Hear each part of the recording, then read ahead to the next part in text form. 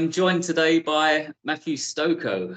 Matthew is the author of 4 books: Cows, High Life, Empty Mile, and Colony of Horse. Matthew, how are you? Thank you, James. Glad to be here. I'm good, thank you. Right. Now, as a fan of horror, extreme horror, Cows was on my radar for quite a while, about a year or so. And I'll be honest, before I read the book, I thought that it was going to be like shock material that I would read and then maybe forget about in about a week's time or so. But when I started to read it, I instantly saw that there was a lot more to it than that. And I could see that the story had a lot of depth to it.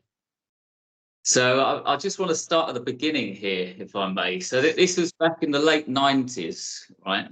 And well, James, actually, early 90s. Yeah, I mean, you probably have trouble tracking it down, but the exact dates. But Creation published it, I think, in 1998, the first hardback edition, or yeah, anyway, whatever, around then. But I'd actually I'd finished it at the end of 92. So it took like 5 years to find a publisher. So yeah, okay, there you go. And did you have any contacts in the publishing industry at that time? No, not at all. Not at all. I started, when I wrote the book, I knew it was obviously my first novel, and I kind of said, okay, I'm going to write whatever I want. And I actually thought that there would be no chance of it being published. Of course, as soon as I'd finished it, I wanted it published, but I couldn't find anything. And pretty soon after I'd finished it, I left the UK. The Cows came at the end of 15 years of living in the UK, in London. And, ironically, after nobody wanting it at all in the UK, when I got to Australia, my to-be wife at that point said, okay, this is great, I'm going to get you an agent. So she found me this agent in Australia, and the agent is a lovely lady, and but she was quite peripheral, she's quite marginal to the agenting industry. But that worked to my advantage because she targeted a few of these really smaller presses back in the UK. So, about 4 or 5 years trying to get it published in the UK, couldn't get it published, went to Australia, and then boom, it gets published by Creation Books. So I didn't have a single contact, no, none whatsoever. Right. Okay. And is it true that you wrote Cows on a typewriter? Yes, it is. Yeah, absolutely. Yeah. Wow. Yeah. I mean, I used to feel like really quite a manual typewriter to boot, and I used to, and most of High Life too. And I used to love the notion of hammering the words onto paper. I love writing on the computer because it's so fluid, but it's a greater discipline to write on a typewriter because you don't want to do a lot of editing as you write because it makes the page all messy, and you got to go, oh, fuck, and then if you read over it again, you go, I can't fit it in there because I can't move the text, so I got to write the whole page again.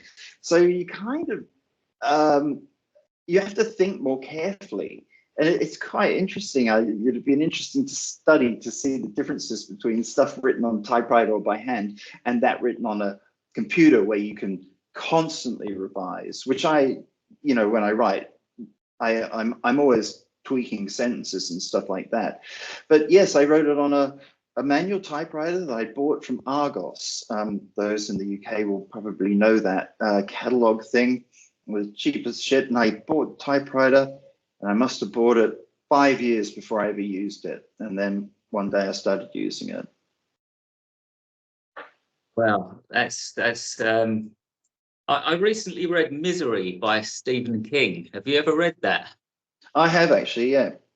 That's all about writing on a typewriter, of course. And yeah, I've never done it myself. I've never written a story on a typewriter, but I can imagine it's a completely different experience.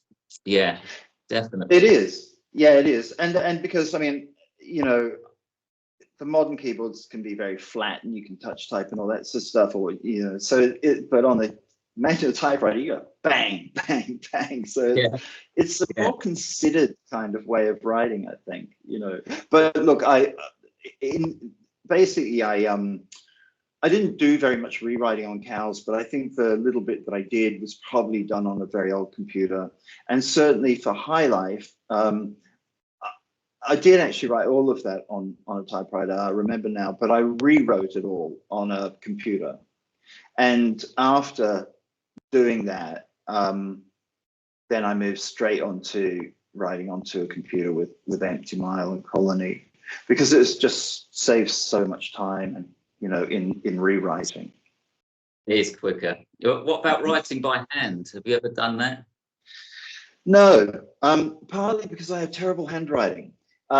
So I would, and even you know, when I was first in the UK at the beginning of the 80s, and of course there was no internet, and the phone cost so much that you couldn't ring home. And I would write aerograms, those blue airmail. I don't even know if you know what they are, but they were the cheapest way you could send a letter back to Australia. And I look back on some of those letters, and they were just so obtuse, so badly written, so inexpressive. And I learned a bit later, you know, when I was writing some letters, that I could actually write better. I could express myself better on a typewriter. So I remember there was a period pre-internet, whatever, that I moved even to writing letters on the typewriter. I see.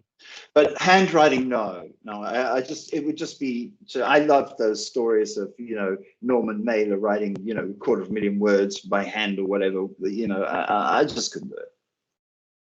I've written some short stories by hand, actually. I've never used a typewriter, but I have written them on paper by hand. And it is very time consuming. I mean, it's just such a long slog. And then you've got to type them up afterwards. That's right. That's the boring Yeah, bit. it's such a long time. I've tried voice to text apps as well. They're just not good enough. Unless you pay a lot of money for one, there are just so many mistakes. It's not accurate enough. So okay. now I've never tried. Yeah. Fine to using a keyboard now. I just write my stuff on a laptop. Yeah. But I just wanted to ask you, you know, cows seems like quite a random topic to write about. Did you have any experience working in an abattoir before you wrote this story? No. Although, excuse me, my uncle, who was not very much older than me, my maternal uncle, and I really idolized him as a kid. He would tell me stories. He worked for some government department for a short period of time, and they would go into abattoirs to check the weighing machines or whatever, and they would have, I remember him telling me that they would wade along these sort of tunnels, sort of calf deep in blood, and that kind of stuck with me. And I only, as I'm speaking to you now, I wonder, you know, how much influence that had on me. But no, Cows alone of my books was written day to day, so I didn't really know what I was going to write when I sat down to write Cows. I knew I'd written two full-length screenplays, and I'd done one term of a screenwriting course, which led to these screenplays, and they didn't go anywhere. And so I was like, okay, I'll write a novel. And oh, hang on, where am I going with this? So I'm just, what was your question, James? Well, when I read Cows, the abattoir scenes are quite deep. Yeah, shit, sorry, mate. And I got the impression that you must have some experience working in an abattoir or something. No, I didn't. like I say, that's where I was going. Yeah, sorry. I just wrote it a day at a time, and I didn't know what it was going to be about, except that it would be about an alienated guy, right, living in a non-specified place, but it was a reflection of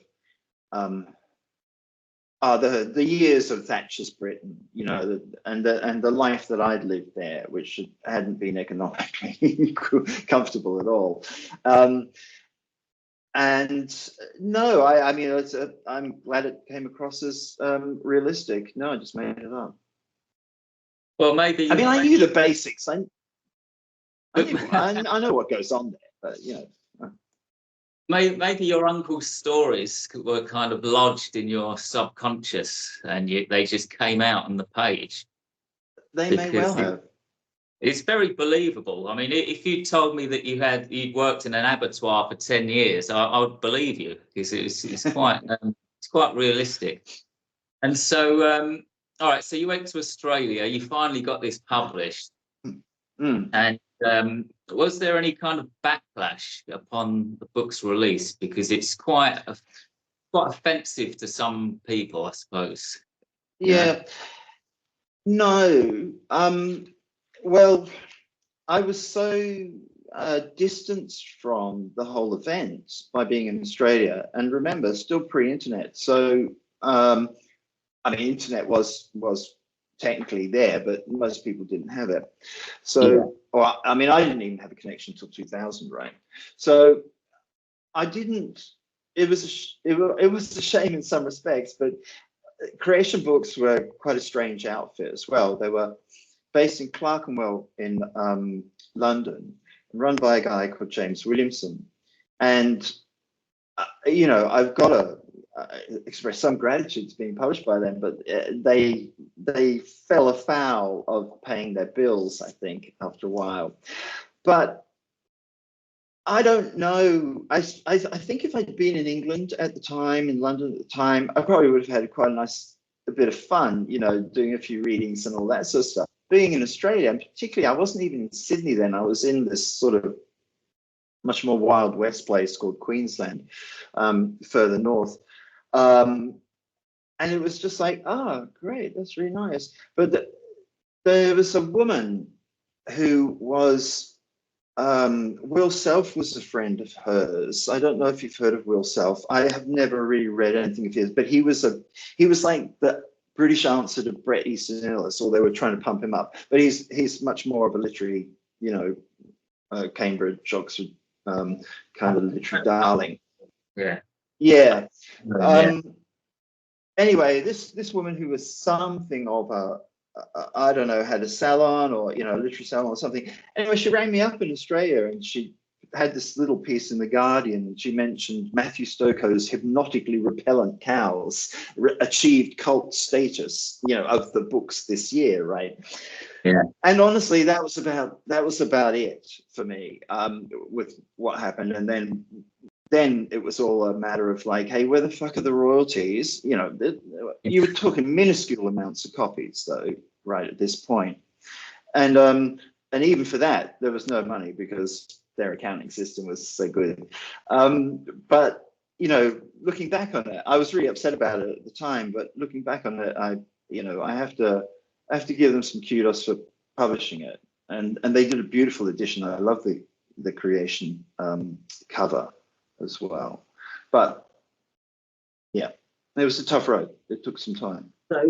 So you were in Australia, and there was no internet. So you had a phone call from that woman. You kind of going on through that, but apart from that, there was no other way for you to see people's reactions to it. You didn't read any magazines and see it in there or anything. So I did.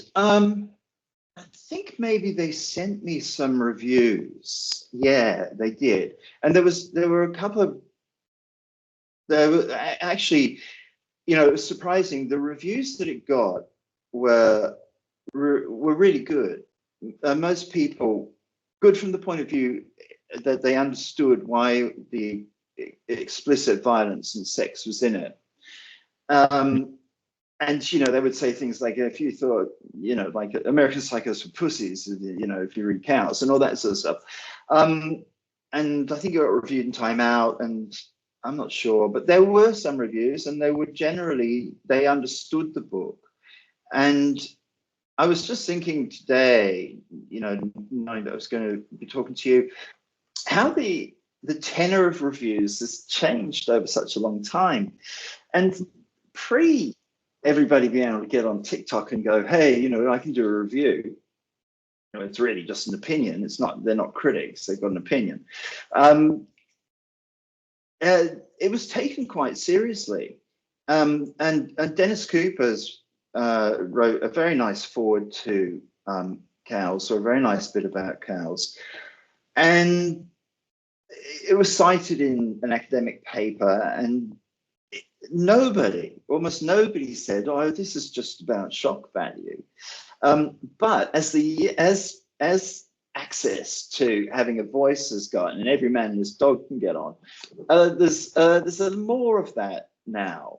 There's still a lot of people who I think see it for what it was, which was a serious attempt to describe that kind of a life and the impact a certain society can have on an individual. And so that was very heartening. And those little bits, of course, in an age of no information glut, were important to me. But yes, it seemed to happen at a massive distance to me. And I never told anybody I was a writer, even when Cows was published. I didn't tell people I was a writer until High Life was published, just because it seemed so far away from me. Right. Wow. I mean, yeah, it seems so different to things today. If you published it today, you would be able to keep up to date with everything. You'd see how many downloads, how many reviews. It'd all be on your screen, wouldn't it? But yeah, it seems like you're describing a different world there. You're literally on the other side of the world in Australia, and there's no internet, so it's like you're completely separated from the whole process. Yeah. So just moving into the actual story here, I've identified three main themes in Cows. Well done. Let's do them twice, and the second time around, I really did notice it's almost like a religious story. It's like explicitly stated. In the abattoir, people talk about whether when the cows die, are they just dead, or is there life after death? And the main character, Stephen, he goes from this loner who's trapped in his house to this Christ-like figure who, he stands up before the cows with his arms up in the air. So, I mean, are you religious in real life? Is that did that stem from any religious beliefs in your part? No, I'm not religious. I kind of vaguely believe in something beyond, where we are now, but I don't know what that is. So there's always a spiritual kind of dimension to my thinking, but there were, for me, I think when I wrote it,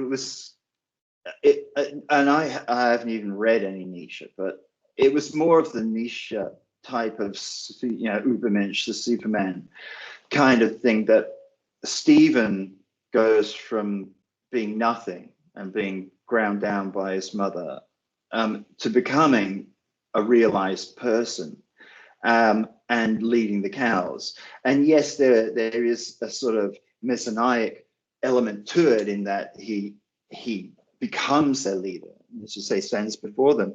And, he has to dispose of the Guernsey and get rid of him to achieve his leadership. So, and I know that there's a section, I can't remember it too well at the moment, but where he's talking to Cripps, and they're talking about what animates, the body, and is there a God there. And I think Cripps says, no, there's no God there. It's just me, you know, da, da, da.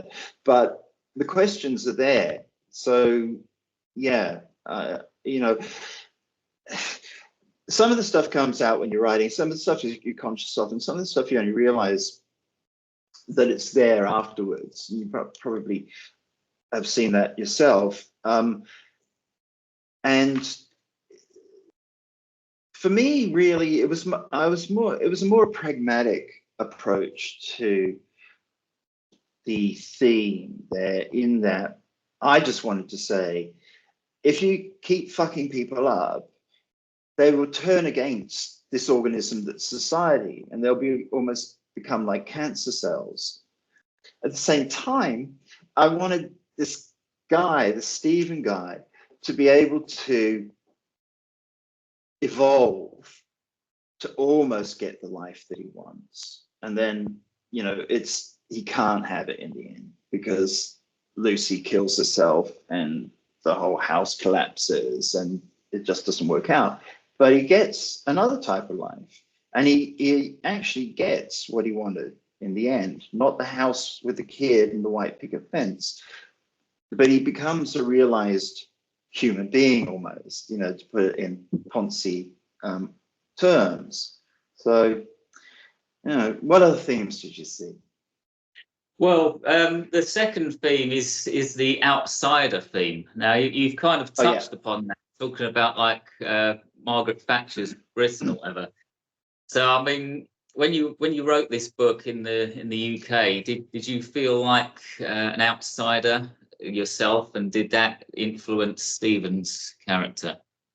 Yeah, you know, yes. If it's one thing, you know, people used to talk about outsider literature, maybe not so much now, but they did a lot when I was reading things, and a lot of the books that I read through my 20s and 30s around this time, Cows, were outsider literature, outsider authors, and I did feel like that. Yeah, it was done during a very isolated year for me. It was written over a year, and my girlfriend had gone on an OE, you know, for a year, oddly, to Australia and many other countries. And so I had an awful lot of time by myself. And I guess I just processed the previous 15 years, which had been, you know, I lived in Bedzess in West London when you could still do that, when it was, you know, Ladbroke Grove, when it was this sort of super hip but super grungy place to live. And there were a lot of drugs and a lot of poverty and a lot of ignorance and a lot of sort of unpleasantness, but, you know, some fantastic stuff as well. So that's that. You know, it definitely, it's an outsider book. Yeah. Yeah, it really does come across. It's like an outsider theme. He's outside of society. He sees people on the bus and on TV as well, and he wants to be like them, but he's just not. He just can't. He just can't do it. He just it's like a wall between him and everybody else. Yeah, and the cows too, almost as well. You know, they're outside the society. They're underground. They're living, you know, completely below the city and stuff. So, for sure, yeah, that was definitely a part of it. And the other theme I would call organic filth. There are descriptions of this black sludge that accumulates in people's bodies, and of course, slight spoiler alert here for anyone who hasn't read the book yet. But I mean, when the baby is born, he's kind of described as sludge coming out of Lucy, his girlfriend. Is this kind of black sludge business a kind of metaphor for human beings being like a stain on the earth? Or is it like a nihilistic antenatal message? This like cancerous growth stuff? I hadn't thought of it that way. No, around that time, right, people started talking about toxins in their body and all that sort of stuff. It's commonplace now, and the antioxidants and all that sort of stuff are coming out. And I think I wanted to maybe sort of make physical her emotional sort of sadness and fucked upness and problems. And so she has what she thinks these things are accreting inside her, growing inside her. And it's really just a reflection of her own mental illness. Right. That one. Okay. Yeah. Okay. But it fits in well with the book. I mean, it might seem strange that the first time I read it, I was visualizing the whole story as this, like everything seemed very grey or very like this dim green colour. Have you ever seen what's that film with Christian Bale? Oh, the Machinist. Have you ever seen The Machinist? I have seen it. I can't recall it terribly well at the moment. Am I too dark for you? You don't care about the video too much anyway, do you? No, tell me if it is. Oh, yeah. That film is very like they filmed it with this lens. Everything looks dark and everything looks green or grimy. And when I read Cows for the first time, I was visualizing everything like that, and it's like a testament to the writing. It's like that's what's supposed to happen. Everything's gloomy and all this, this black sludge in the abattoir. It's a very, very dark story, but I like that. I'm into that. It's good. It probably reflects some of the places I lived in London, These sort of shadowed bedsit buildings, back on that. Maybe there's a lot of subconscious material in there that you don't realise. Look, I didn't even really, the connotations of the title Cows. Obviously, in Britain, we call women cows, if we're being unpleasant. And Stephen's got a massive thing about his mum. And it didn't dawn on me until quite some time afterwards. And I thought, hey, is that something about, women, your childhood, I certainly didn't think it was consciously anything like that. And I would never have called it Cows if it was about that. But like you say, who knows what happens in the, only the shadow knows, right? So in the minds of men or whatever that thing is. Well, you've kind of just answered my next question. I was going to say, is the hag beast his mother? Is she supposed to be a metaphorical cow because she's big, she's very dirty, and she could be a cow. I mean, it was that. No, actually, no. She was just this terrible, awful thing that was busy trying to destroy him. But there you go. Who knows? It's like what is the meaning of a piece of fiction? Is it what the author intended, or is it what you get out of it? Who knows? Good point though. But no, for me, she was just this dreadful, destructive force that would end up destroying Stephen, and had spent her life grinding him into nothing. And he finds the strength to fight back. Yeah. And I think it's fair to say that Cows is your most famous book. How do you feel about that? Are you pleased about that, or does it annoy you a little bit? Look, I mean, it's funny because, like I said, when I sat down and wrote, I assumed it would never be published. And then I think I only ever showed it to 2 people before I left England. And one of them said, it's very repetitive. And the other one was just aghast at it, both women. And I don't, I'm not upset by it. It's good because it's steadily grown in popularity and visibility. And I sold a few hundred copies of it when it was first published. I think they only printed 500. But as the internet grew, and as access to things about books grew, the publishers and the agents were no longer able to strangle what readers could read, which they had done for hundreds of years, but they had particularly done it through the 20th century. There was a massive market for all this stuff. I would never consider myself splatterpunk or bizarro at all, but my German publisher, Feste Verlag, has tapped into this and caters explicitly to it, and has an enormous business doing these sort of very graphic books. So it's a sweet revenge in some way to me that Cowes is so well known and is talked about so much. It surprised me somewhat that it doesn't, High Life was also like that as well, though that although it's not talked about as much as Cowes, it was still quite controversial when it came out. In fact, it was probably more controversial when it came out because it's set in the real world, and there's some particularly gruesome scenes with a jackhammer and a woman, and so that got some people's backs up, but not too many though. That again was well received. Does it bother me? Hey, sure, I'd like to sell more copies of my other books, but I can't complain. I'm super happy that Cowes has, found an audience. Yeah.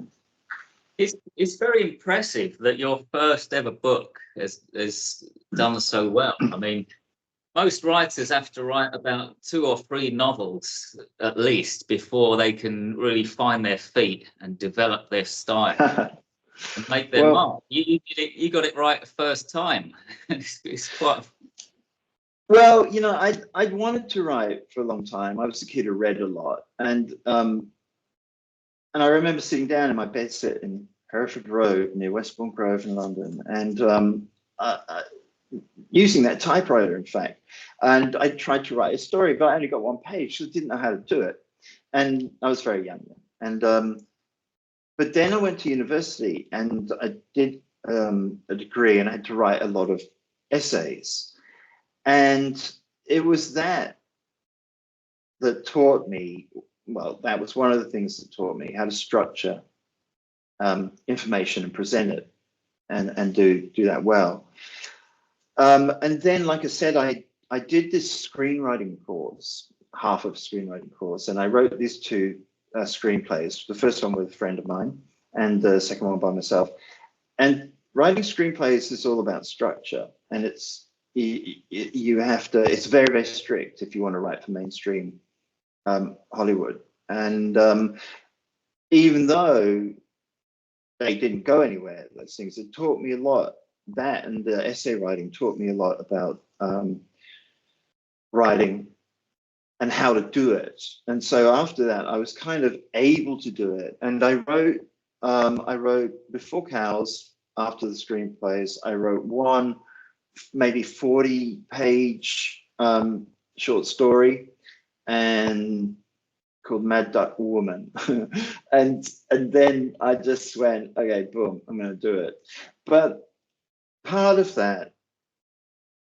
being able to do that was, I think, the reading that I'd done beforehand. Because for me, although you might look askance at that because we're talking about Cowes, it was a large part of writing the book was about creating something beautiful, creating sort of beautiful sentences and beautiful paragraphs. And Cowes is very stripped down, but there's still quite, to me anyway, quite a lot of poetry in it for me. And I always write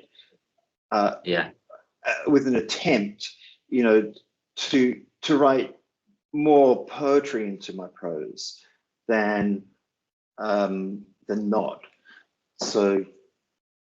Well, that's what I noticed as well. That's what told me that the book was more than just extreme horror. It was the prose. It is very poetic, very well written, and that makes it. It goes a long way. So, just one final question on Cowes, if I may, sure, before we move on. have any of your family members read it? And if so, what do they think of it, or what do they think about you reading it? No, I think my sister attempted it and just couldn't do it, and my brother read it and he was like, yeah, way to go, you know, like kind of thing. But no, it's just too nasty. Right. You know. Okay. Yeah. Okay. Well, I recently read. I read High Life. Actually, I went from Cows onto High Life. I don't really have many questions about High Life, but I mean, I really enjoyed it. I did enjoy it a lot. It's quite a wild ride. Yeah. It really is. It's about Hollywood. A man trying to make it in Hollywood. Very, very shocking. You could call it a bit more, well, maybe a bit more structured than Cows. You could say definitely. that. Yeah. Yeah, I mean, it's kind of, it's a loose mystery, you know. It's not a tightly plotted mystery, but it is definitely more structured. And was that easier to write? Well, so Cows, as I said, like I wrote day to day. I didn't know what was going to come each day. I didn't even know it was going to be about cows. I had no idea at all until that just popped into my head one day when I was writing The Cow and the Ventilator, speaking through to Stephen. And I'd found that a bit of a disconcerting process, because I'd go walking or running and do like, oh, what am I going to write? And I wouldn't know, and I wouldn't have a skeleton to hang it on. So for High Life, I did write an outline. I think I wrote about 75 chapters worth of outline, just like a little page, you know, tagline, some description in an exercise book. And so it even started off much more structured from that point of view. And of course, I departed from that outline and I changed an awful lot. In fact, I had to restart the book after about 120 pages when I realized that a couple of cops weren't working, and I had to change that to become Ted Ryan, a single cop. So was it easier to write? I think in some respects, yes, it was, after I had created the outline, because there's always something to refer back to, even if you don't use it, and even if you change it markedly. And so there was, but the rewriting of it, I remember thinking the rewriting, which I did after I'd left Australia and moved to New Zealand, I remember thinking rewriting High Life was one of the hardest things I'd ever done. And you know, and I'd gone through an economics degree, and that was fucking hard. And so, so I must at the time have really, you know, I don't think writing. I know writing has never come easy to me. I have periods of transcendence in it. They're short-lived. When you wake up from writing a paragraph or a couple of paragraphs and, hey, fuck, where was I? You know, and that is the most beautiful experience a writer has, you know, apart from being paid a lot of money, I expect. But it's always difficult, you know, and especially because the books are quite long. High Life, Empty Mile, and Colony are reasonably long books. And they're not massively long, but High Life's got quite a lot of words in it, and so does Empty Mile. The original Empty Mile was almost double the length, but anyway. And so, how many times do you edit your stories, or how many times did you edit High Life? Roughly. A lot. A lot. Like maybe, like, you know, what do you call it? It depends what your definition of editing is, but so Cows, I almost did no editing on, no rewriting on. High Life, I did a ton. You know, I would have written it and rewritten it and rewritten and rewritten it. But when I say rewriting, it's not like I sit down and I start it all again. I do what I call streaming. And so I'll have the manuscript and I'll go through it again and read through it and rewrite bits that I want to rewrite. Then that's all the obvious stuff, right? That's the the missed turns in the plot and just stuff you want to change. But after that, you can start streaming, which is where you pick a character and you take out all the bits of your manuscript where that character is or the impact on that character. So you can concentrate on the arc and the journey of that one character from the beginning of the book to the end. And then you pick the next character and you do the same thing with that, and the next character and the same thing with that. And so obviously when you've got quite a lot of characters, it becomes a lot of work. And yeah, you know, look, I rewrote High Life a load of times, but I think the one I most rewrote was Colony. And I really pissed off my French publisher with it, but I think I must have sent him like about 11 or 12 different versions of it, you know, as I would continually tweak it. Because who was it that said, I don't know what it is, what's the secret to writing? Knowing when to stop, you know, and obviously I went a little too far. Sure. Well, Colony of Whores has a lot of characters. I've finished reading that one more recently, and they a lot of characters, and there are so many. All of the characters are kind of interconnected in some way. Loads of like this. I wouldn't say convoluted, but it's very. You could say character based even. So. Colony of Whore, is that a dig at Hollywood? Are you calling people in Hollywood a big colony? Well, you know, I've had some interaction with them over the years about the books, and some of them are quite nice, but to an Englishman, their approach, the way they treat people is absolutely fucking disgusting. You know, they will love you and suck your ass, and then they never talk about it. Then they never get back to you. You know, I wasn't even that long ago. I had some guy, we got, you know, we're doing with Elvis Presley's granddaughter and blah blah blah blah blah, and you know, we really love your books and we're going to try and get that. And I'm like, yeah, okay, so what's happening? And that went on for like a year or so. And in the end, this guy's just fucking all hot air. And that has been my experience of a lot of these people. They're like magpies. And a magpie is obsessed with something that glitters. And they'll go for that. But as soon as they see something else that glitters, they'll go for that. And it's like first thing never existed. So not all of them have been like this. I've had, you know, I've had some very nice, honorable interactions with people there too, but so it wasn't really a dig, but it came out again in the writing. The working title of Colony was Wilderness, which is also the name of one of the movies that's referenced in the book. And I think it just came to me. I was just writing it, and I forget who says it, whether it's Tim or Denning, but you know, and it just calls the place a colony of whores. And you know, it's probably my experience of Hollywood is not big. It's, you know, it's minuscule, but from everything that I've seen about the place, I think it's an apt description. And of course there's the other side of it as well. There's the, you know, fabulously creative people, fabulously intelligent people, fabulously hardworking people, and I'm sure many of them would like to consider themselves honorable, but it may not even be necessary to ask whether that title is a reflection of the truth. It's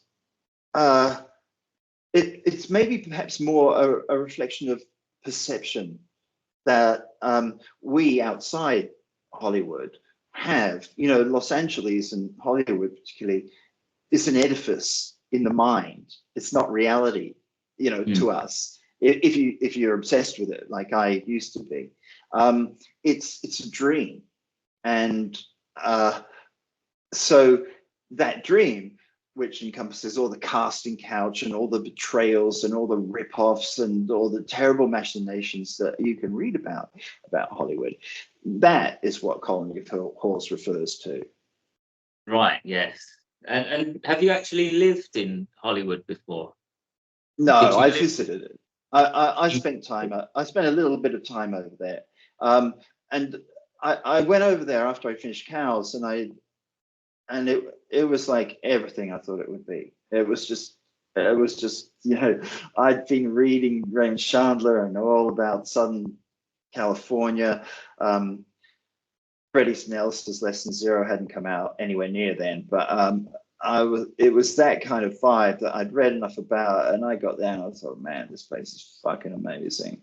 When I went back there though, about 4 years ago, I thought it was fucking horrible. I really did, but that may have been because I was staying in the wrong places. But I love that idea. I love the romance of it, and I love the history of it, of the development of Los Angeles and the film industry. So I was so keyed into it before I went that I was like this sponge. It just sucked up everything that I saw there. And I spent some time in LA, and I drove all the way up the coast as well.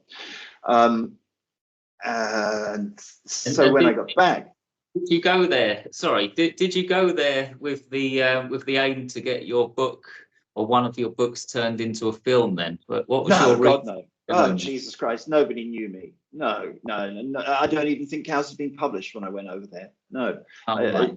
In fact, it hadn't. It absolutely hadn't. I went to America just for like a month or so when I was living in the UK. And no, I went over really. I don't know if I went over with any other expectation other than I had just become so interested in it, particularly through Chandler's writings, Raymond Chandler's writings. But when I got back, I used that experience and everything I'd seen there to write High Life. Right, I see. And so Colony of Whores, for anybody who hasn't read that yet, it's about a group of people in Hollywood, and a screenplay surfaces, and the screenplay bears a strong resemblance to a real life murder that happened. And from there, you've got lots of different characters, and they all get involved in this mysterious screenplay. And I would say it's as violent as High Life. It's definitely not as graphic as that, not as shocking as that, but it is quite edgy. So it's very much about the film industry, basically. It's a book about films, you could say.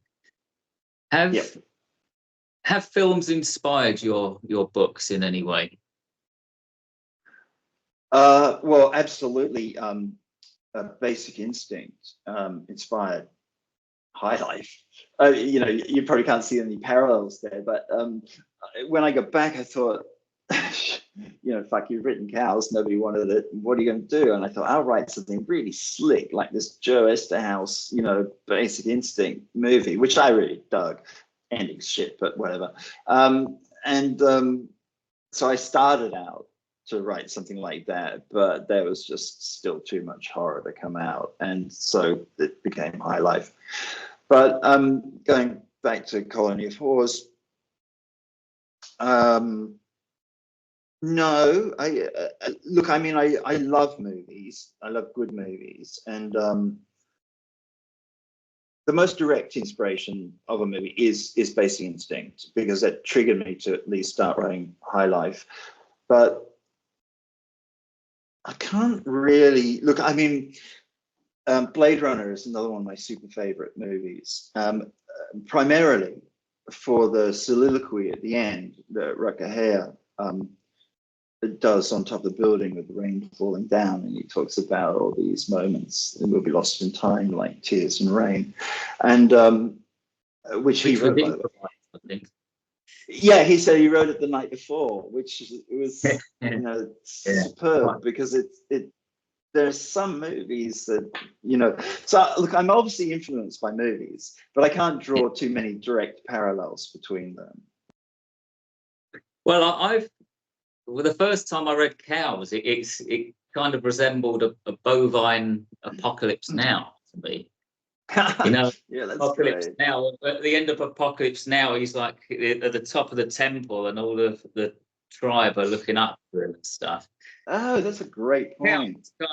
Kind of resembles that to me in a way. It's like an Apocalypse Now theme going on. And yeah, that's right. And from Heart of Darkness, that it was drawn from, sort of almost a journey into the underworld, which is almost literal in Cows, because he does journey to the underworld. But yeah, I loved Apocalypse Now.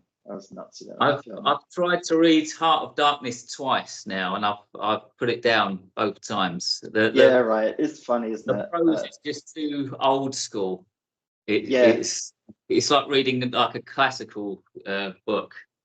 But there's these books which are just these sort of giants, in our literary history, and it's like 20th and 21st century history.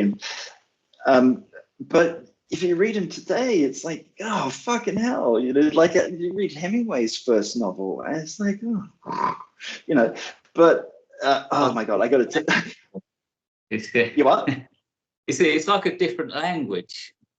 Yeah, almost. And because it was a different time, and Hemingway was famous for being much more stripped down and much sparser with this thing. I heard one little anecdote, you can edit it out. Hemingway was asked to write a story that would move people, but only using 6 words. He could only make it 6 words long. So when I read this bit, I thought, what would I do? And I just thought, fuck, well, I couldn't do it. It would have to be a flash of inspiration and nothing. This is what he came up with. For sale, baby shoes, never used. Oh, dead baby, I mean, that is like, wow. Anyway, genius. Let's get back up. Yeah. When you first said that, I thought you meant you had to write like a 300-page book, but with only over and over again. No, you had to write, one sentence, it's a story that would move someone. Yeah. That would be a good challenge as well, though. Yeah. Right, so okay, so the title of the book, I've covered that. It's like a strong incest theme in Colony Force. Is that like a subtle dig at Hollywood as well? No, I mean, it wasn't. I mean, it wasn't written as long ago as the other books. It wasn't written that long ago, but the whole Nepo baby thing hadn't really become a term. And no, the incest was only to.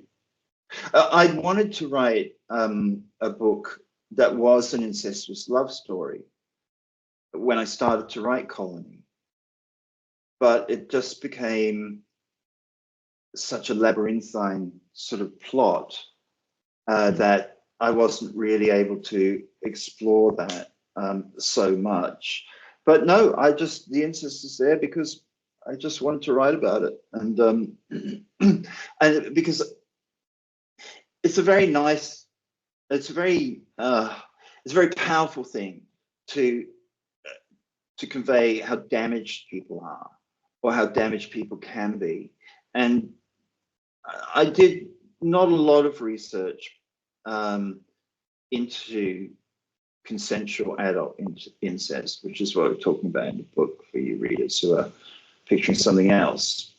But there was some very interesting, statistics on it, that it was not uncommon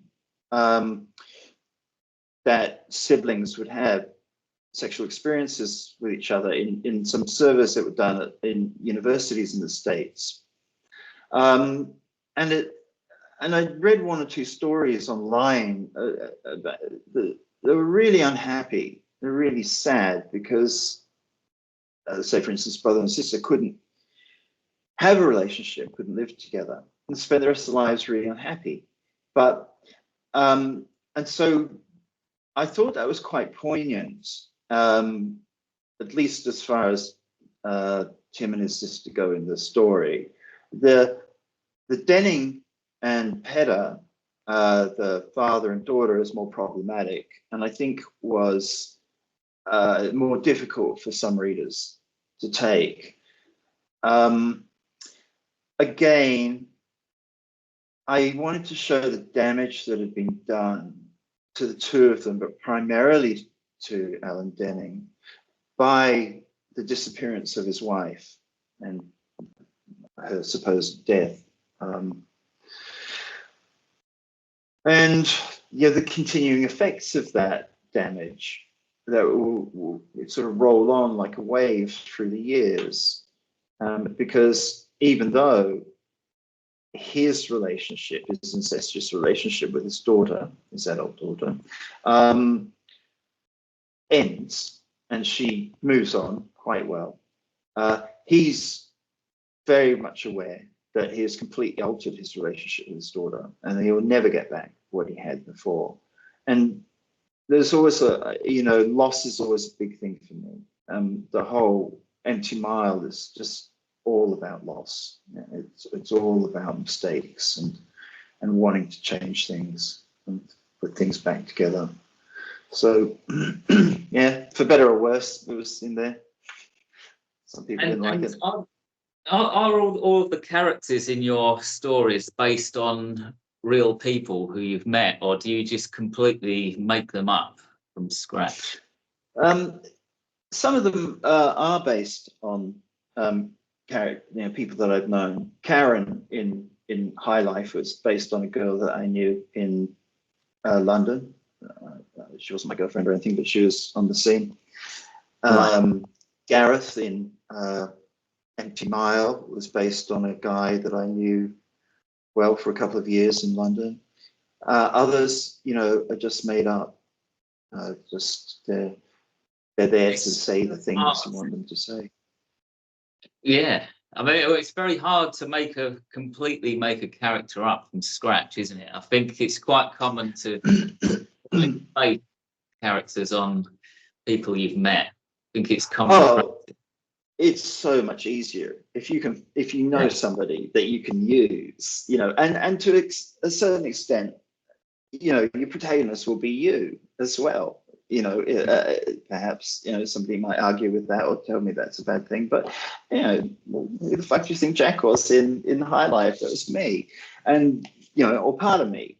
And who was Stephen? It was part of me, and it's definitely me as Johnny in Empty Mile, and it's me as Tim as well in Colony of Whores. Me altered and changed, but still that's the driving force. And I mean, I used to, it's interesting to say like it's hard to write a character from scratch, and it is. It's a big undertaking. And going back to the whole screenwriting thing, there's so much literature about how to write a screenplay that there's all these checklists you can do to, what do you know about your, what school did they go to, what endless shit like this. And at one point in my writing, I was like, okay, I'll try that then. Fuck. But I found it next to useless. You either well, it's not next to useless, but you either have a character or you don't. But the corollary or the caveat to that is that you can most definitely make your characters speak more by knowing more about them. I would often find that if my character wasn't talking, some characters weren't talking, there was inevitably, because I didn't know enough about them, and going back and giving them hobbies or interests or past horrors and failures or successes would liven them up a lot more. So yeah, it's work, and if you can just go boom, that's who it is, then a lot of your work's done for you on character. Yeah. Well, I suppose you can either know your character before you go in, based it on someone, or you can get to know the character as you go, can't you? Like absolutely. Yeah, You get absolutely. as you go along. Yeah, you could say that's a good way to do it, even. Well, I mean, there's some authors who say that, why would you ever plan anything? Because it's all revealed in the writing as you write, and certainly you're far more prone to receive inspiration when you're actually hammering out pages, right? When you sit down and try and figure out a story and figure out an outline, it's just bloody hard work. And you get flashes of inspiration, but nothing like when you're in the zone when you're writing. Yeah, but the argument against that is basically writers fall into two categories. You're either a pantser or a plotter. Now, but if you're a pantser, if you just make up as you go along, you skip the analysis, you skip all of the planning. You could pay for that later on, because it could mean more editing, more correction, more absolutely. And particularly if you're writing a mystery, or a murder that relies on events building on each other, and especially if you want to have some twists and turns in it. Yeah, absolutely. I mean, like I said, my last three books I plotted out, really quite a lot. But then there's other stuff like, say, have you read Lesson Zero by Bret Easton Ellis? I have read it. I have read it. By far. By it, but it's pretty basic, isn't it? He's made the prose as basic as possible with that. Yeah, he did, and I think it was a bunch of short stories that he wrote over a summer or something that were then turned into a novel. And apparently the earlier versions were a lot more verbose and a lot more purple. But he had this is the story I heard, because I spoke to the guy, had a tutor at the college that he went to, who told him, like, these parts work, those parts don't. You should do the stripped down bit. Anyway, the reason I mentioned Lesson Zero is because you don't get the sense that that's plotted out at all. And Ellis just seems to write that book, and it's beautiful because it drifts through that little bit of LA at that time, the 80s in LA. I haven't read a lot of his work. I read American Psycho, and I read a collection of short stories that he did, which I really, really liked, the short stories. I didn't like Psycho much, but I really did like Lesson Zero. And some of these really super important books aren't plotted out, or they don't give the sense that they are. Like, I didn't like Catcher in the Rye, but that's a book of similar import and impact, right? And it's a small book, and you don't really think the guy spent a lot of time figuring out the plot steps in that. And I don't think Ellis probably did with Lesson Zero, but they're still really great books that, that have a lot of impact. But as you say, it's horses for courses, right? There's like, you can see that. I haven't had much luck. I'm writing extempore without a plan, except for Cows, which of course I had a lot of luck with. But other times when I've started, I've never been, you have much more confidence about where you're going to go if you've got a plan. So yeah, I'm drawn more to planning, but I'm, on the understanding that I may well abandon an awful lot of it. Well, I mean, the proof is in the pudding. I mean, Cows wasn't that planned, and look how popular Cows is. So it obviously worked. If you just go for it and just see what happens, I think there is a lot to be said for that. I think you can possibly go to places that you wouldn't go to with a plan. Yeah, absolutely. If I sat down and planned Cows, I would never have written it, probably. I would never come up with Cows. I'd never come up with the idea of it, so yeah, it's funny, isn't it? Food for thought. It really is. Yeah. Thank you for making it to the halfway point of this video. This is a quick message to let you know that I have a range of horror and sci-fi horror books available, and most of them are free. If you enjoy my videos, you might also enjoy my stories. And if you want to receive exclusive content relating to the world of books and horror, consider joining my mailing list. You'll even get 2 free audiobooks for doing so. Finally, if you want to support my work, you can make a donation to my PayPal tip jar. All the links are below. Thank you. Now back to the video. Okay, well, a main theme of Colony of Horrors that I saw is one of art versus business. Throughout the book, there's I think Chick, the character called Chick. Yep. She doesn't like the big suits in Hollywood because they just want to make action films that bring in the money. That's right. She hates the action films. More artful films. She wants to make proper films. And this is a big problem for filmmakers and authors, I think. Anybody writing a story, it's a battle between do I write what I want to write and include all of the violence and all of the sex, all of the or do I make it a bit tamer and then it will sell more copies and bring in more cash? That's the dilemma, isn't it? So what about you with your books? To what extent do you kind of not self-censor, but do you kind of tame your stories down with the interest of selling more copies and earning more money?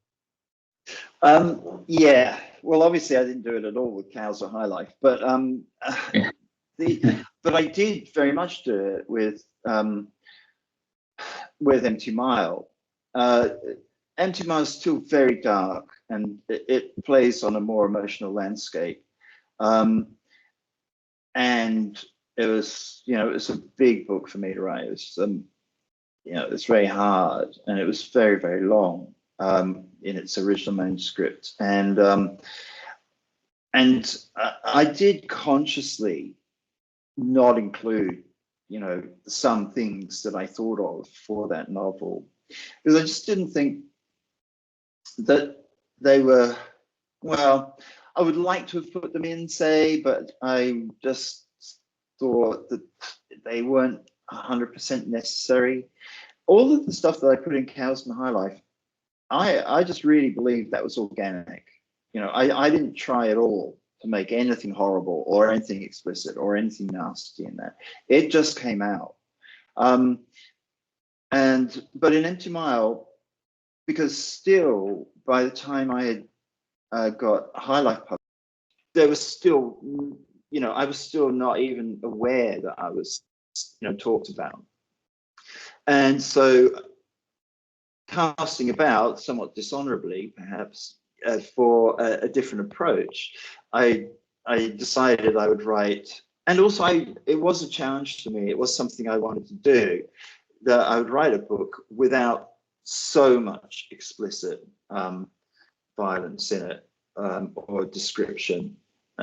So yeah, it's played on my mind, and I think Empty Mile is one of my milestones, stepping stones. It is all the better for it. But I think if you're trying to second guess things, even Michael Connelly says, and he's such a huge mainstream writer, and it's okay for him to say it because he doesn't do it, but he said he doesn't write super explicit stuff. If you try and second guess what people want, or try and censor yourself, you'll probably fail at what you're trying to do. You have to be sensible, obviously, but I think the measure of it is, if you feel that you didn't think about that passage when you wrote it, that you didn't sit there and go, God, what horrible shit can I write down now? But if you just went, bang, obviously writing, you contrive with every word you write because you're striving for an effect. But I think if it comes naturally to the story, then you should probably consider whether you're going to keep it in, whether that you should keep it in perhaps. Where I, after doing these 4 novels, which are all almost a case study, I think, sometimes, in the progression of an author and the ability and his outlook on life, because I'm such a slow writer, and they've been written across such a wide span of time that they're all very different, and they all exhibit different facets of the skill of being a novelist. Particularly, the obvious example is Colony of Whores, because it's so densely plotted and there's so many characters and it's told from multiple viewpoints, but it's always a single story. And that was a big challenge for me. But no, to answer your question, look,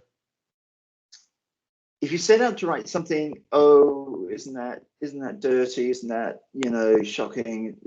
That'll fail. If you writing about something else, but it has the violence and the horror and the explicit stuff in, then what are you doing if you cut it out? If it's come organically, you're puncturing that story. And I think there's, of course, it depends what your market is. But going back to what I said. Sorry, all of your books are traditionally published, right? None of them are self-published. Yeah, I took all the rights back after a while. I got so fucked off with all the publishers, so I took all the rights back and I put them out myself. But they were all traditionally published to begin with, which was a huge advantage for me. So none of your publishers have ever said, look, this is too much. We don't want this much violence in there. We don't want this much sex in there or anything like that. The guys who published Cows loved it. James Williamson, I think, he said it was one of the best books he'd ever done, and he loved it. I never met the guy, but the people who published High Life, they got the manuscripts and they read it and they're like, oh, look, we think this is really great, but we just can't publish it. And because of the content, and I'm thinking, fucking American Psycho came out 5 years ago. It was fucking massive. What's the problem? So a guy called Henry Flesh, who was a big noise in the magazine world in New York, died shortly before High Life was published, said to Akashic, are you crazy? You have to publish this book. So they published the book, but they basically dropped it down a great big black hole, did no promotion for it except sending out review copies to Z-grade websites, and fucking tried to wash their hands of it. Which, if you read the preface to the edition that Dennis Cooper writes a bit for, is basically a mea culpa. It's basically saying, look, we dropped the ball on this one. But of course, by then it was too fucking late. So I had to rely. So yes, in the will to promote it and the bravery completely lacking to promote the book, I guess they did react against it. Nobody ever told me, no, you shouldn't write that stuff. No, none of the publishers said that. So I think they just figured, hey, it's Matthew Stokoe. That's what it's going to be. Yeah. After Cows, they probably expected a certain amount of descriptions and blood or whatever. Okay, so talking about Hollywood and films, are you a fan of modern films, or more specifically, are you a fan of CGI special effects, or do you think it's just? I mean, I don't like it. What do you think? CGI films, where is it going? I just look. I can appreciate it sometimes and just go, wow, that's a spectacle. I can't remember the last one. I think the last thing I saw was a Transformers thing, and it was just so overwhelming that just 20-minute fight sequences which are boring after a while. I'm not a big fan of it. No, I don't like the Marvel stuff. I don't like superhero stuff. I can enjoy one every now and then, but I much prefer, well, for a start, I prefer film noir and films from the 40s and the mid 30s. But I've been watching quite a few of what's his first name? Solondz.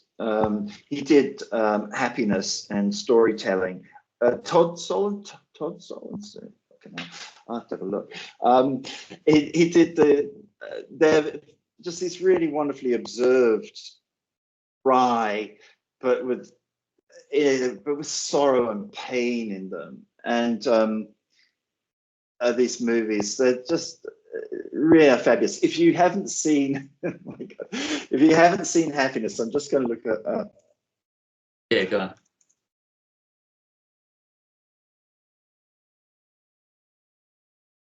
Todd Solondz. Yeah, I'm not sure if he makes movies anymore, but he made some at the beginning of at the end of the 90s and the beginning of the 2000s, and he probably continued to make more. But they're just, they're really fabulous. Hang on, I'm just getting your picture back. Right. Have you seen that movie, Happiness? No, I haven't seen that. Oh, okay, you put it on your watch list. It's so cool. I mean, it so pushes the boundaries. But check it out. It's really good. So I love the more gritty stuff, the stuff that's more real. It's just like the stuff that I read, early on. Well, I really just loved the gritty stuff. I was never a big fan of fantasy and sci-fi and stuff like that. I really like the gritty, realistic stuff. So, I mean, I loved, it was kind of like this flash of lightning when I read Last Exit to Brooklyn by Hubert Silver Jr., which was written at the end of the 50s. And it's just the most, it's so poetically, beautifully written, but it's also about really horrible stuff. And it's also about super cool shit like transvestites and drug taking in 50s New York. So I dug stuff like that. Movies, they made a good movie of that, by the way. I'm more along the lines of give me a real gritty kind of. It doesn't necessarily mean it has to be bloody or anything.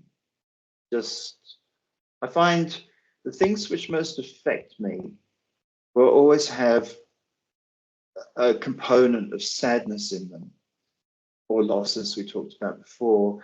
And the immediate one that springs to mind, it's not a movie, it's actually a comedy called Extras, as one of Ricky Gervais's series that he did.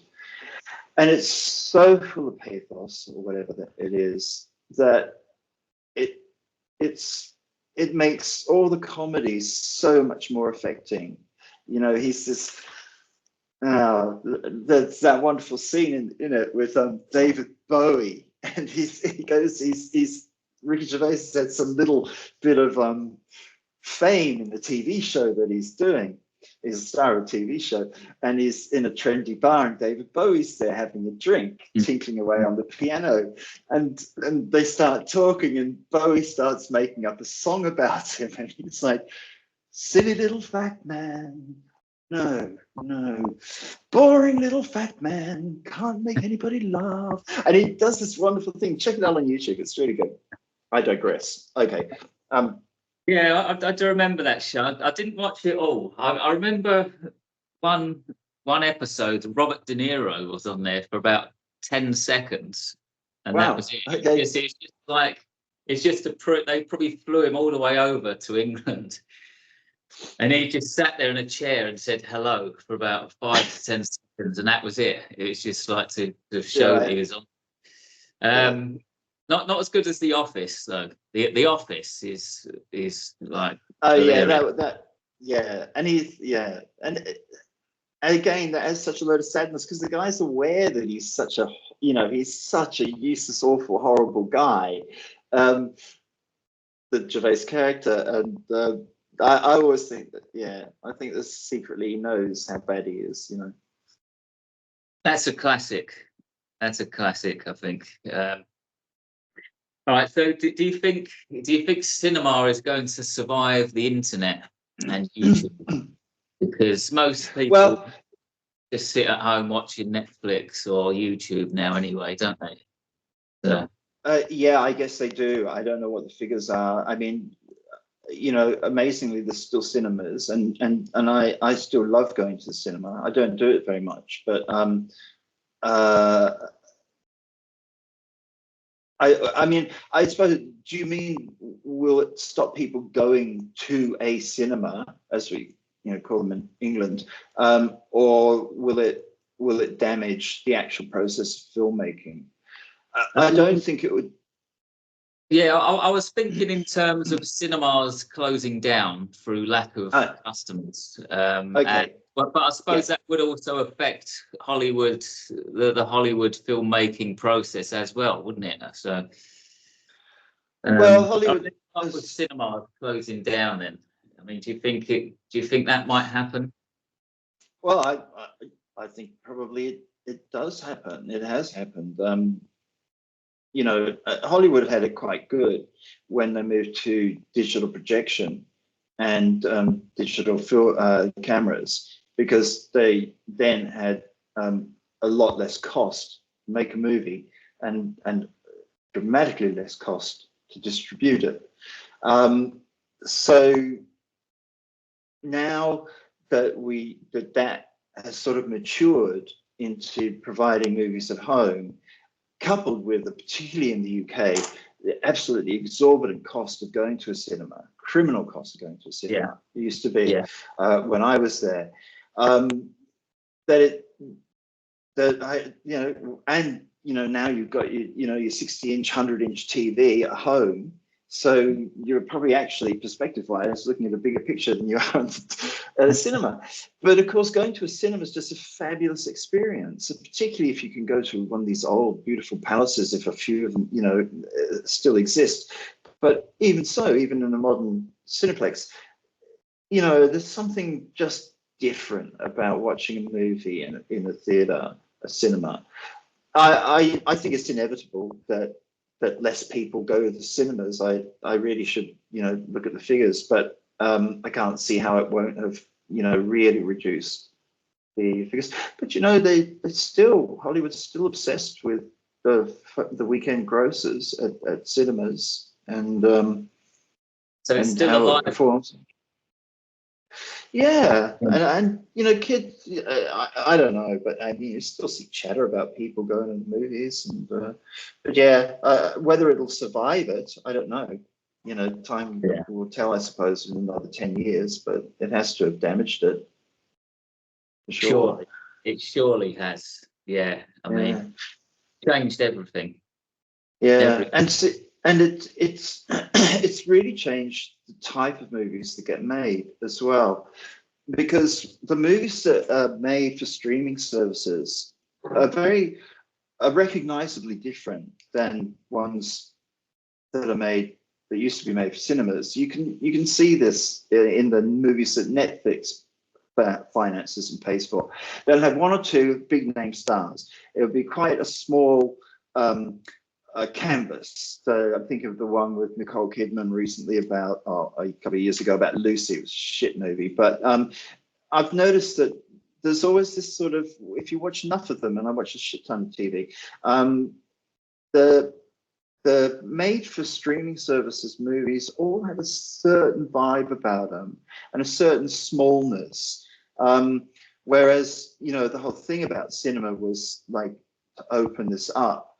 But on the plus side, we're moved to a whole new form of entertainment now with series, and yeah, we always had TV series, but now I think that's in some sense where the talent's gone and the innovation's gone, is into the series that you see on Netflix and HBO and all the rest of it.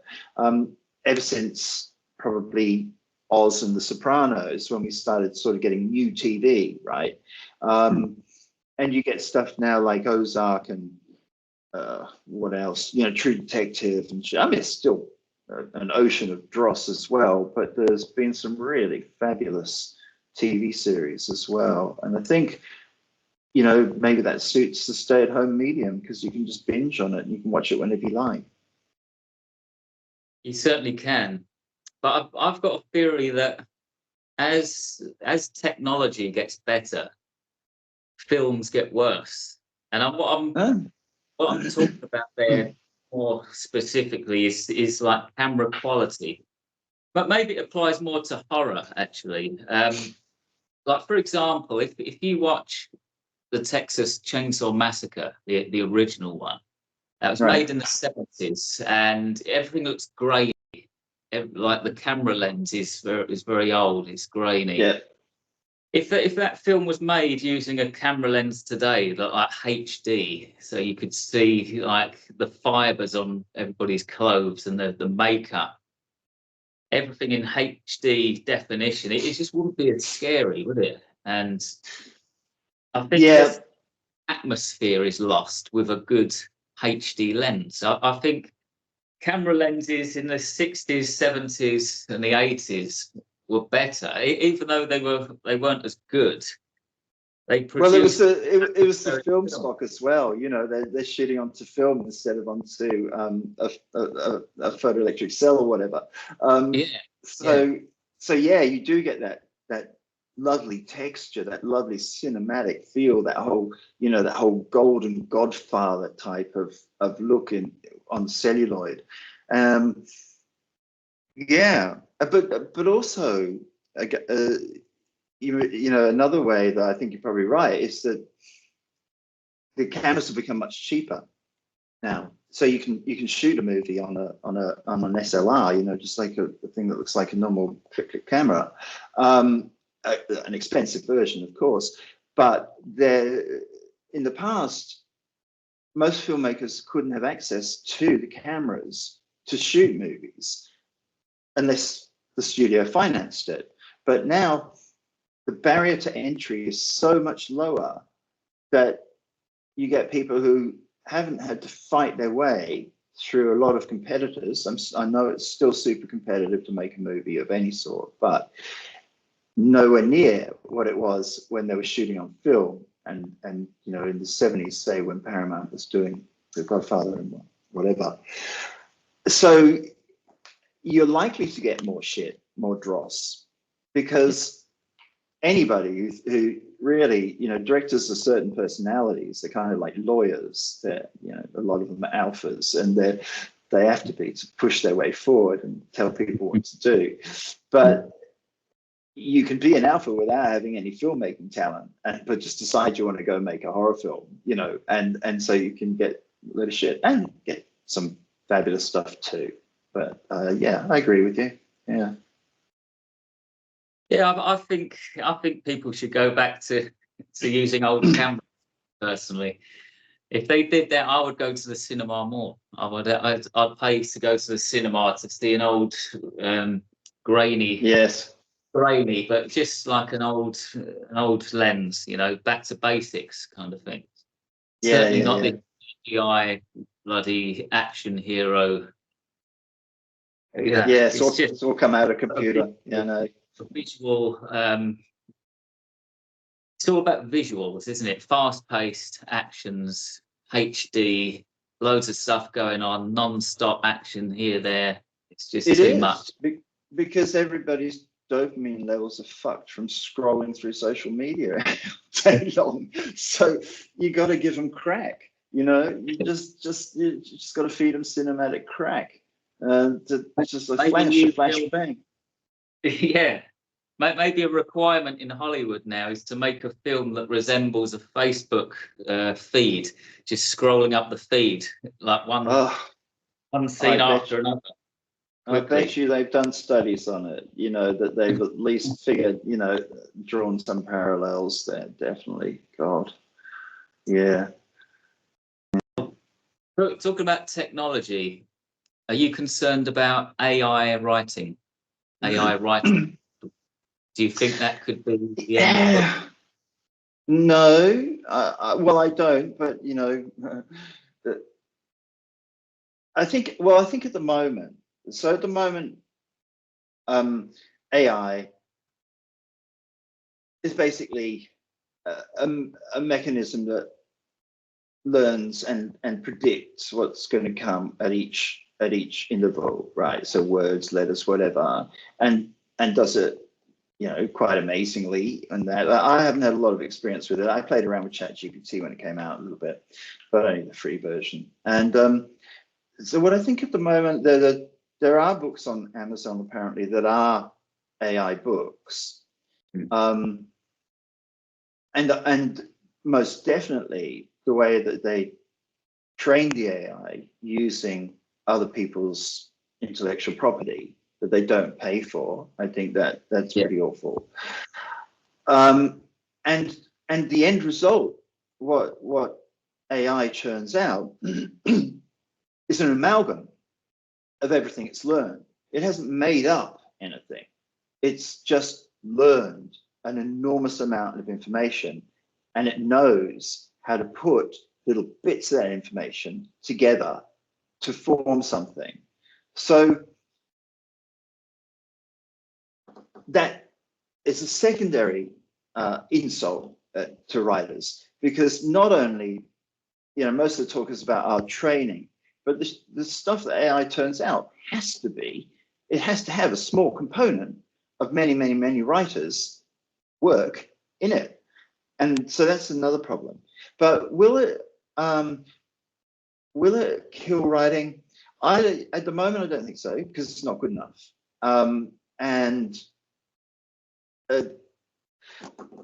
What the thing is for me is that it doesn't produce anything new.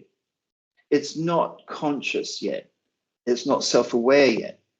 And what it's doing is it's taking the sum of all the writing in the world, and it's spewing out what anybody asks it to do. But that all comes from this big batch of, you know, dough or batter in this big thing, you know, that it hasn't made itself. It puts it together itself, but it hasn't made the building blocks itself. And so what it's offering, what it offers the reader, is nothing new. It's stuff that's already been said. I mean, you could argue, hey, it puts it together in a different way, maybe than somebody else might have, but I think right down at its building blocks, it hasn't created anything new. And it can't really, so you've got that. So why would you just buy some regurgitated stuff? Okay, it'll seem new. But it's also not written from the point of view of consciousness. And it's not, and because this thing isn't yet conscious, as far as we know, it won't have insights about life. And the reason that we read is to place ourselves within this vast tapestry of life, try and understand little bits of it, to find companionship in our actions and our failures and successes and the paths we take through life, to find some fellow travelers, or to understand where we are in this universe type of place. And I don't think you're going to get that from AI, because AI is not asking itself, who am I? And it can't do that until it becomes self-aware. Will it become self-aware? And then even if it does become self-aware, will an AI's experience mirror, given that an AI potentially will be immortal, and the human experience is very much defined by our mortality. And so even if it becomes conscious, it may not speak to people deeply enough to really create profound works of literature. And I think at the moment, from just what I understand about it, that's probably where we'll be for quite a while. But that doesn't mean that the market won't be flooded by dipshits who want to be writers but can't do it, don't have the balls to do it, the perseverance or the talent to do it, but who want to be able to say that, hey, I created a book and I put it on Amazon and I'm getting some money for it. I think you probably see quite a lot of that. And I suspect also that we'll see it used a lot more in films than we do in literature. because of the very structured and, for a large part of Hollywood's offering now, reasonably emotionally shallow movies that we get. The questions of mortality and consciousness are not prime in these movies, the CGI movies. It's more about the structure. Can you keep firing this frontal cortex? Can you keep asking what's next, what's next, what's next, and delivering something? And I can see quite easily that ChatGPT and the other types of AI could quite well begin writing screenplays. And Hollywood wants to reproduce big grosses every year, and it wants to reproduce its successes. So if you're clever enough with your commands, and you put extensive enough commands into them, you can put pages of commands into AI, you could easily get a screenplay out of it. I've had a little play with even just the basic ChatGPT and asked it to write me a screenplay. It's frightening what it turns out. So I think how well? No. If you ask it, write me a screenplay about so and so in screenplay format. And these are the characters. And I only put in a little paragraph of text. Boom! Out come pages of the stuff with dialogue all set out properly, directions all set out properly. And I think if you don't worry about the more emotional or metaphysical side of human beings, as a lot of movies won't, and Hollywood seeks to reduce its costs and seeks to streamline things, then you could well have scripts which are either written by AI or perhaps constructed by AI and then worked on by humans at the moment. And then of course eventually we won't even have actors anymore. In India already they have a news presenter who's completely artificially generated. So really? So a female news presenter. So when I first heard about it, I thought, oh God, here we go. This is the end of writing as we know it. But I don't think it will be. I think it'll have an impact. And there's a sort of historical precedent for it as well with MP3s. So when we had LPs, right, you have a lovely sine wave of information. Everything below the wave is full of information, kind of, if you want to picture it that way. Well, it wouldn't be a sine wave, would it? But it's a wave, sound wave. And then we got to CDs. And what CDs did is, if you imagine a curve, a bell curve like that, they chopped it up into columns. But a column's got a flat end. So you started losing bits of information in that curve. If you picture a series of columns going up to the edge of the curve, but the columns have a flat end and the curve is curved, you lose information, little bits of information all around the edge. But MP3s have even less information than CDs, right? But big deal, everybody listens to them and they're all happy with them. And you've got to be an audiophile to be worried about listening to MP3. Most people can't. I can't, discern the difference really. And the point I'm making is that although I gave a rather long diatribe about why I don't think AI will immediately impact the majority of writing, there are an awful lot of people to whom that sort of writing doesn't matter and who just read for story. You said there are two types of writers, panthers and planners, right? I see it more as there are storytellers, and then there are people who bleed.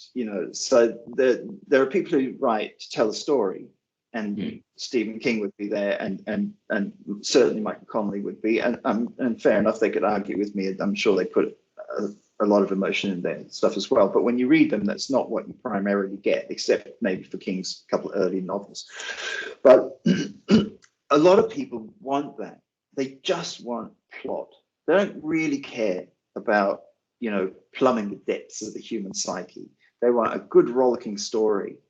And maybe, quite soon, AI will start giving them that. I wouldn't fancy reading one myself. I wouldn't get anything. I really wouldn't. It just wouldn't be the same.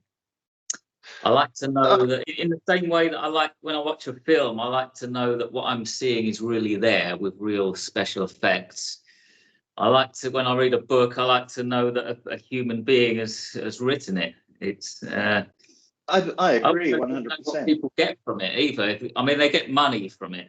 I can see that they get money, but what other satisfaction do they get from typing a sentence into a piece of software and then getting a book written for them? There's not a lot. Nothing. It's money. It's money only. Money and whatever passes for social standing nowadays.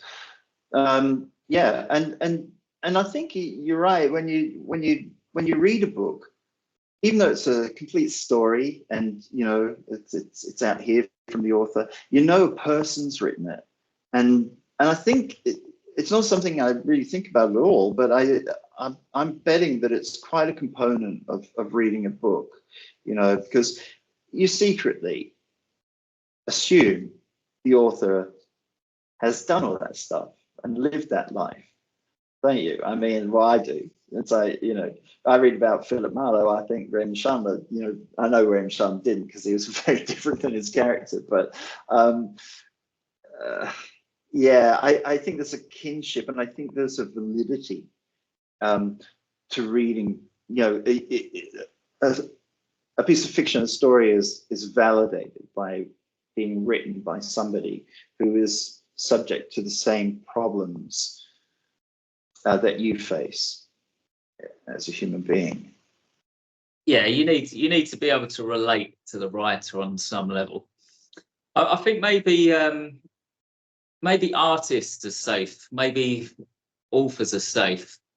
I think if you work as an editor though, or some kind of copywriter, you should be worried, because oh god, yeah.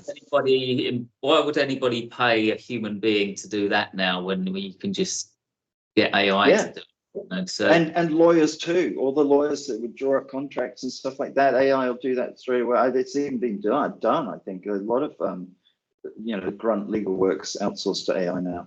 But yeah, you're right. I think maybe it will elevate us writers to an even higher stature. It'll be like we're permanently living in France, where they love authors all the time, and they'll recognize that the things that authors bring to the table are so much more valuable, because there's so much shit and pedestrian crap churned out by AI. Well, we hope. Yeah. Let's hope, shall we? Do you read a lot of books? Are you an avid reader? How many books do you read per year? Let's say. I'm not a huge reader. No, I used to be as a kid. I was always reading as a kid, and in my 20s and 30s. But I think the more I started to write, the less I started to read. I do read a lot. I don't read a lot, but I'm reading all the time. But I'm not one of these people who reads a book a week or a book a fortnight. I just I'll plow through a book if I'm really interested in it. I'll read it nonstop. But generally, I'm usually sort of picking away at a book. Yeah. So you read about one book every couple of months or so? I'm not that bad. No, so probably I don't know, book every 3 weeks or 4 weeks or something. It depends. If I've got something, I read it in a week. If I'm digging it, but I don't read a lot of fiction now. I constantly revisit certain books. James Elroy said that. And there's a fruitcake. It's a great copy, but. James Elroy said that he doesn't read fiction. He hardly reads fiction. He just reads history. And I mean, of course, you never know what an author's telling you. You have to watch a few interviews to figure that out. But I found that myself, that the further I'd gone with writing, the less I really had left to read. And it's probably very short-sighted, but I'd read all the books that were talked about a lot when I was thinking about becoming a writer. Burroughs and Kerouac and Nelson Algren and Hubert Sobert Jr. and all of these, Upton Sinclair and all of these so-called proletarian writers, which talked about what I was sort of interested in, which was real life and the problems people had, and primarily the American experience through the Depression and then on to Hollywood. But so at the moment, I'm reading a collection of short stories by a guy called Richard Yates called 11 Types of Loneliness. I got it for the title. I saw it mentioned somewhere. It's a fabulous title. So it's 11 short stories. But I happen to have this one. The Alexandria Quartet. Oh, you probably can't see that with the light. Anyway, it doesn't matter. It's by a guy called Lawrence Durrell. It's I've never made it through the entire book. It's 4 books in one, but it's conceptualized, I think, as a single piece. And I've been reading this book, I think, 20 years. I've attempted it so many times, and I've got through the first book, the second book, the third book. I've never made it to the 4th book. He's an extraordinarily beautiful writer. His language is just, in some passages, is just mind-blowing.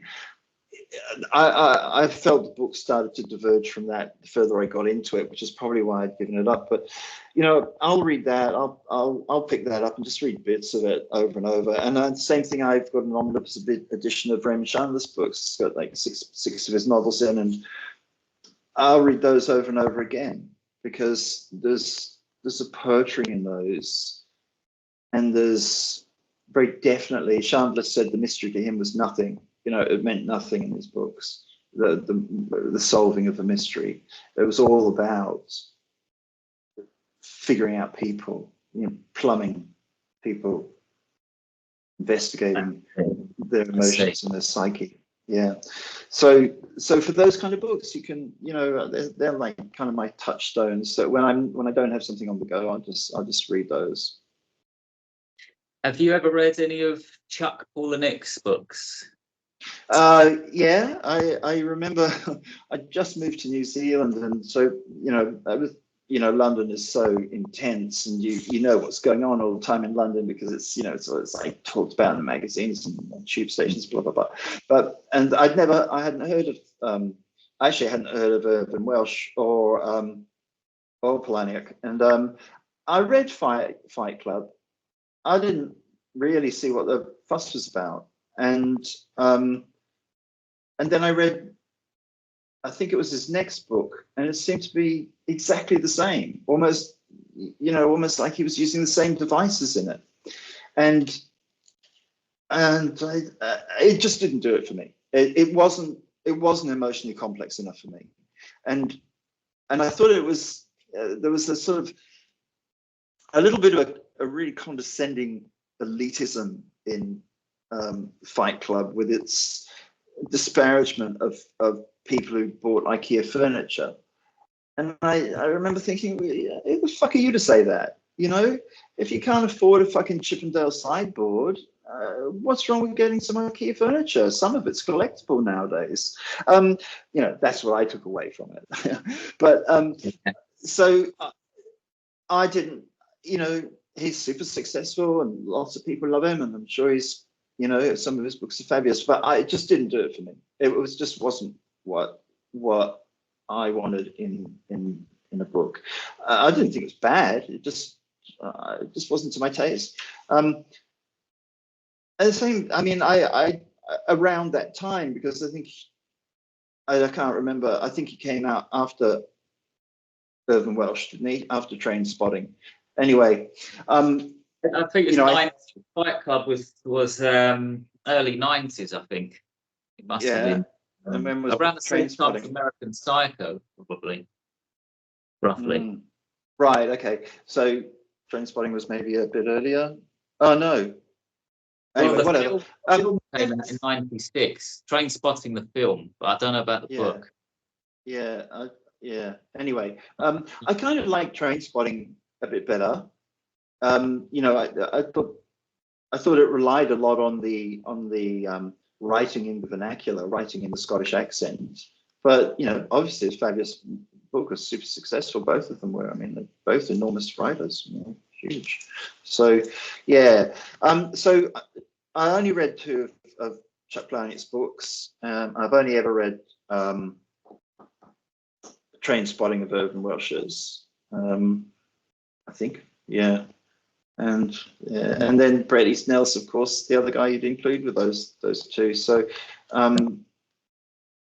I would maybe include J.G. Ballard, Crash, as like transgressive fiction. Have you read that? No, I haven't. I've only read one J.G. Ballard book, and it was about this sort of utopian, almost timeshare kind of place where something went on, and I felt that he probably wrote it later in life, and I really didn't like it, and I didn't like the movie Crash either.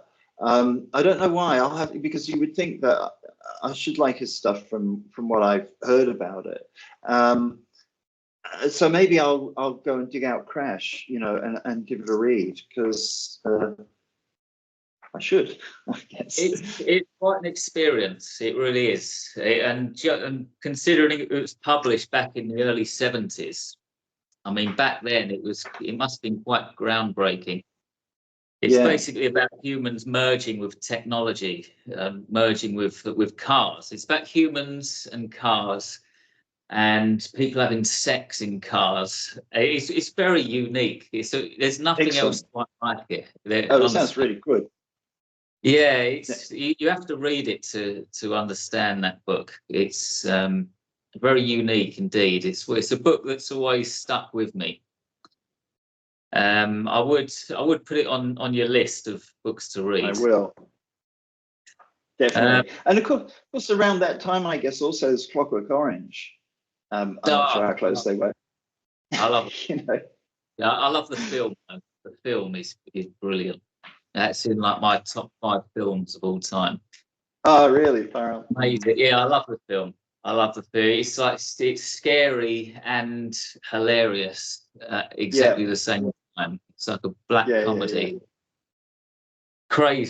Crazy film that. Yeah, I've read the book as well, but the book's okay. You know, it's okay. Better. Yeah. I like the fact of all the slang that he came up with. You know, the droogs and the mollicles or what it was. Yeah.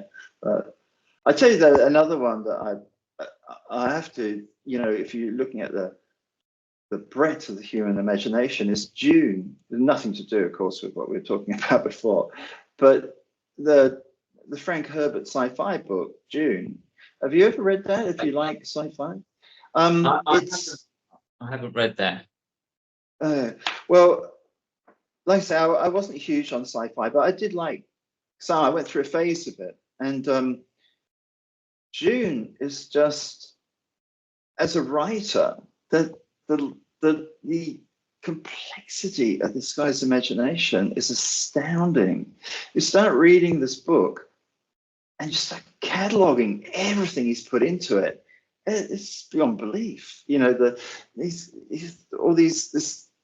matriarchal society that's going throughout the universe, spreading rumors of a Messiah that's coming, and then that's only one tiny little bit of it. You know, the Bene Gesserit, or however you say it. Yeah, that's one of the books that really, really impressed me with just the skill of the writer. I always find that I would love it if it was a bit more hard-edged. I get the sense that he was constrained by the time he was writing in, and it's a little bit, the edges are smoothed off. But oh gosh, the content is just stunning. The sheer amount of it.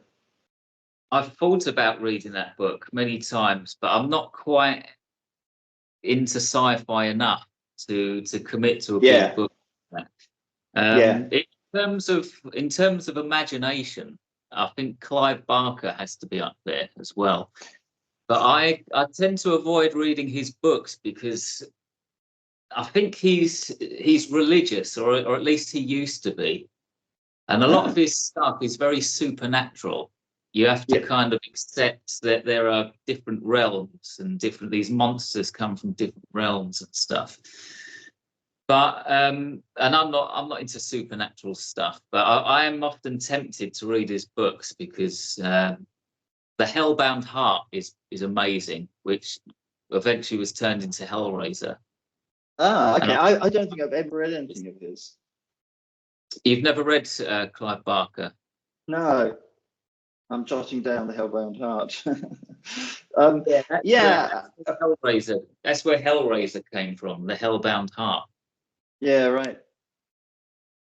All I knew about him was that he used to have, when I lived in London, I think he used to have a flat in Soho, and I thought that was the height of coolness. And he was so successful, you know, even early on. I think he came out of directing theatre, and then he wrote this stuff, and he's just gigantic. But I think he got sick, didn't he? And he became rather enamored of his naked body that he started posting all over the internet. I didn't know about that. I mean, it must be. Check it out. I'll check that one out. Yes, that was very interesting. Okay, well, we've been going for just under 2 hours now. We've covered a lot of ground. I've just got one more question for you, Matthew. Okay. Will there be a Cows 2? Yeah, it's look. I mean, it's a good question, and it's certainly a question that goes, you know, has been begging for a long time. But I can't. I think to sit down and write a Cows number 2 would just be impossible for me, because I would be like under the weight of everybody who read Cows wanting another Cows, and the wanting something as explicit as Cows, and as we talked about earlier, if it's not organic to the story, I just couldn't do it. It would be dishonest writing. And I often wonder, should I have written a whole bunch of books like Cows? But it wasn't what I was interested in. I was always serious about writing to start with. It wasn't just to shock people. And but that said, I have actually toyed with some ideas for, where the Cows would be and where Stephen would be 20 years later, living under the city. And I'd like to do it, but it would be a very different novel than Cows is, It would inevitably be far more complex, because I just find Chandler said that complexity or structure is the enemy of art, and you can see in some writers how they get more and more reliant on structure and complexity because they're probably worried about not being able to deliver the emotion of goods, and I think I'm probably a little bit guilty of that myself, but I have some ideas that I'd like to do. Whether I'll do it, I don't know. So, well, I would like to pitch an idea to you, actually. May I pitch an idea for Cows 2? Yeah, go on. Well, look, Stephen is guilty of 3 counts of murder. He killed his mother, he killed his manager, and he killed Gummy, his co-worker. Oh, right. So, yeah. Cows 2, the police could finally catch up with him. They could arrest him on a murder charge, 3 counts of murder. All right. He could get sent to prison, and then what would the Cows do? That they would raid the prison, and then you'd have a war between the Cows and the police. Yeah. The cows would beat the police, and then Stephen would not only be the leader of Cows, he would be the president. The Cows would rule the country, and Stephen would be president. Oh, and that would be the ultimate transcendence novel. He would start off being stuck in his little flat with his mother, and then he would go all the way to president of the United States. Yeah. Hilarious. Yeah, I remember that. 3 counts of murder. I've forgotten he killed Gummy, actually. Yeah. Yeah. Guy. It was 3 people, didn't it? So Yeah, and the cow. Oh, actually, I think he kills some more when the cows are barreling along the tube station platform, squashing people. I mean, he's riding on a cow, I think. Okay, Oh, so if people want to find out some more about your work and read your books, where should they go? They can go to matthewstokoe.com or Amazon. All the books are there. Okay, thank you very much for coming on. It's been a pleasure. Oh, I've enjoyed our chat immensely, James. Stay in touch, and I hope we speak again. It's been really fun.